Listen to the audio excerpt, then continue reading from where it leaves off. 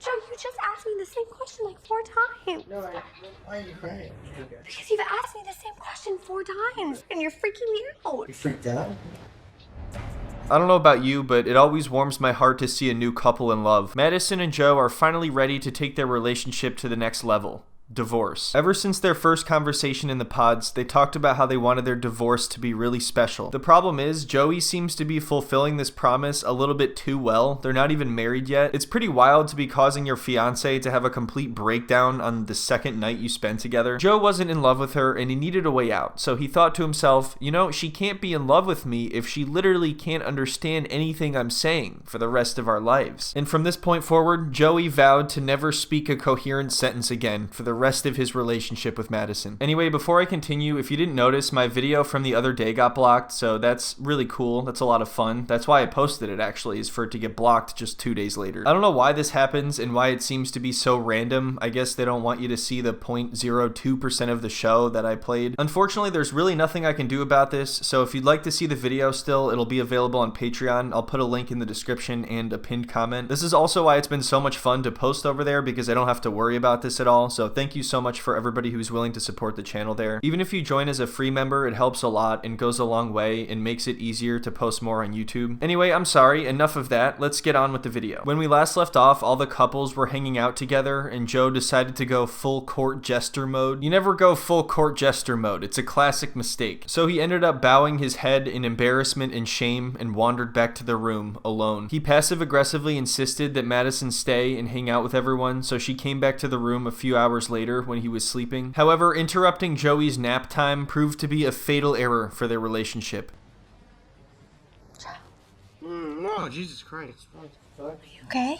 Oh, yeah. You're so freaked out. I know. Hey, how are you feeling? So at first I'm thinking, okay, well maybe he just had a crazy dream and he needs to wake up a little bit. Not everyone handles being woken up in the middle of the night well, especially when you're in an unfamiliar place with somebody that you just met recently. But then he goes on to act this way for like the next 30 minutes. I can understand that he might be annoyed at her for waking him up like that, but that definitely does not explain his behavior. Either way, this is a far cry from how he was treating her and talking to her when they were in the pods. Now I think she touches his back or something and her hands are really cold, so he gets freaked out by that. And I just feel like there's a polite way to tell her that you don't want her doing that. I mean, it's not like it's a random person that just wandered in and started touching you. She is your fiance who's going to share a bed with you after all, which in this case I guess is a random person that's coming into the room and touching him. Whoa, what are you doing? It's my hand. All fucking dressed up nicely. Yeah. Huh?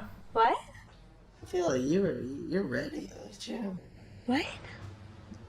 I just came back from the pool party. Seriously? So when she informs Joe that she just got back from the pool party, he is in pure disbelief. The gears are turning in his head as he tries to figure out what's going on. He's thinking, wait a minute, if she was at the pool party and now she's here, she must have walked from the pool party to here. And if it's dark out now, but it wasn't earlier and I went to sleep, that means I time traveled. If I'm in the future now, that means this Madison is not the version of Madison that I knew, so I can't trust a word that she says. Would Madison really tell me she just got back from the pool party? I doubt it. Does that sound like something Madison would say? Are you okay? Yeah, no. You're like freaking me out a little bit. No, I didn't know you were still there. You told me to stay there, and so I stayed, and now I'm back checking on you. They are so in love. This is classic Joe and Madison right here. I totally ship them. They have the best banter, like soulmates, honestly. Joe is always like, what? Yeah, no. And Madison's like, huh? What? That's the Joe and Madison we've all come to love. They clearly built a strong foundation in the pods. So now Joe rolls over and lays there staring at the wall like a zombie, no doubt reminiscing about the times that he could talk to Madison through a wall. But you gotta let go of the past, Joe. Those days are long gone. She's right in front of you now. You have to interact with her. I know, it's so horrible, such a difficult task, interacting with your fiance that you said you loved and would commit to. Wow. So now Madison gets Joe some water to replenish his health, and she pours it into the cap and gives it to him like he's some kind of baby possum. Meanwhile, it's dark in there, so she keeps walking around bumping into stuff, so I guess Joe is not going to be her seeing eye person, at least not for tonight. He's all tuckered out, you know, he had a long day. He had a long day of auditioning to be the court jester for the next season of Love is Blind. They need somebody to entertain them in those rooms, because it's boring whenever they're not in the pods. Imagine next season they all go to the men's quarters, and Joe is just standing there in his full jester attire, ready to go, juggling. You're kind of being like incoherent. Madison, are you okay? Yeah. Joe, can you please just drink some water? What do you mean I'm being incoherent? What do you mean I'm being incoherent? What are you talking? Putting aside the fact that Joe has been incoherent this entire time, it's hilarious to hear him say that as he buries his head in a pillow. It's not exactly the best look in the world to have to be babysat by your fiance the second night that you're together. Also, I know he partied a little bit too hard, but that definitely does not explain his behavior either. It seems like he's realizing the situation he's in now and he doesn't know how to get out of it, so he's kind of panicking and just acting crazy because he doesn't know what else to do. So now he asks Madison again where she was and what she was doing, and she starts to get really freaked out because she's told him multiple times. I feel like I probably took a nap, but what were you doing? I was at the pool party. I just told you. Joe, you just asked me the same question like 4 times. Why are you crying?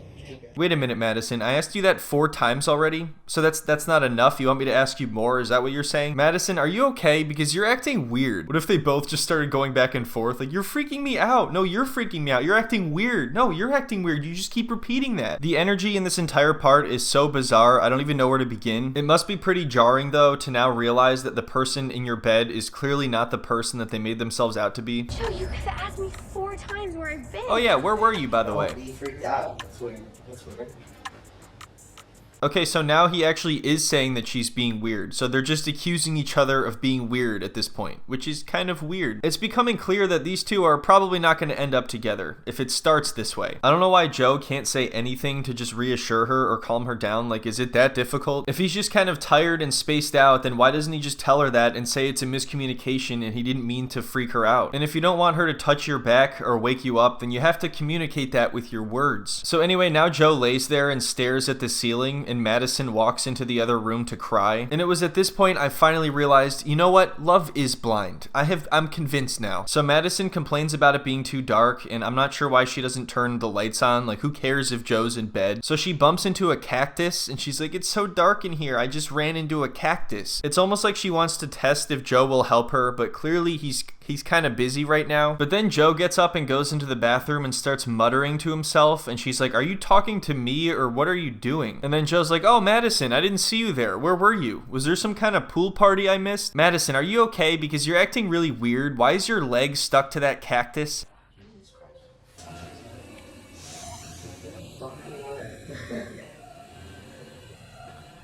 Oh, it's just fine. It's just fine.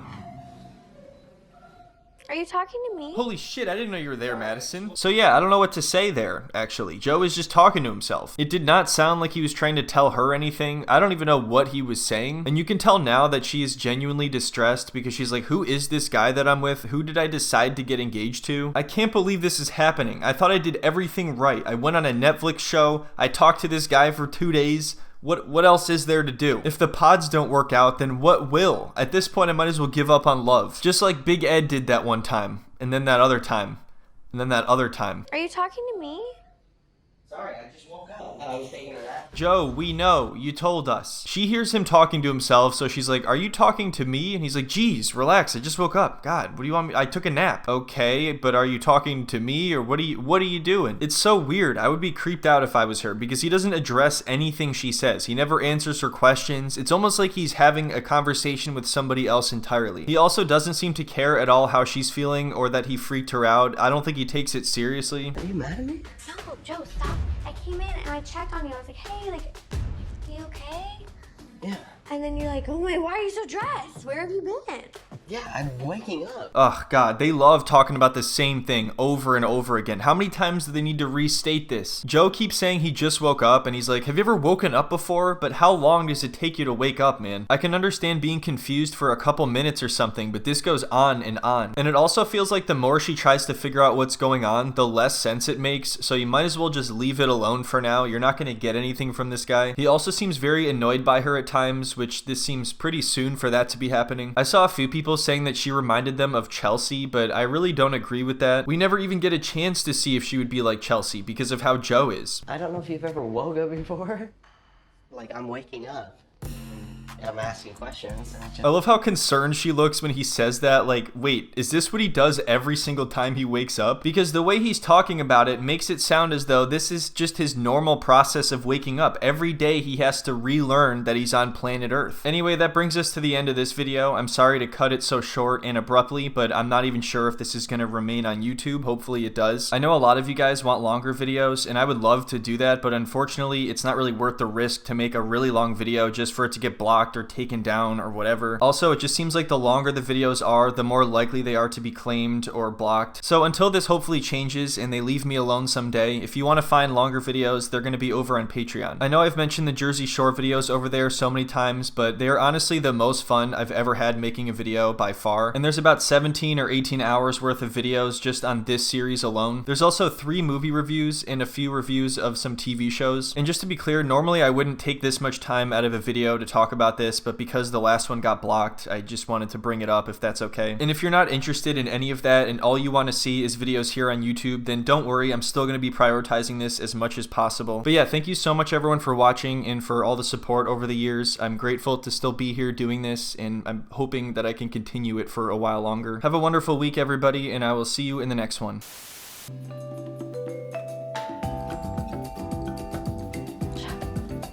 Oh, Jesus Christ. Are you okay? Madison, are you okay? You okay? Oh, yeah. Are you so freaked out? I know. Okay, how are you feeling? Okay.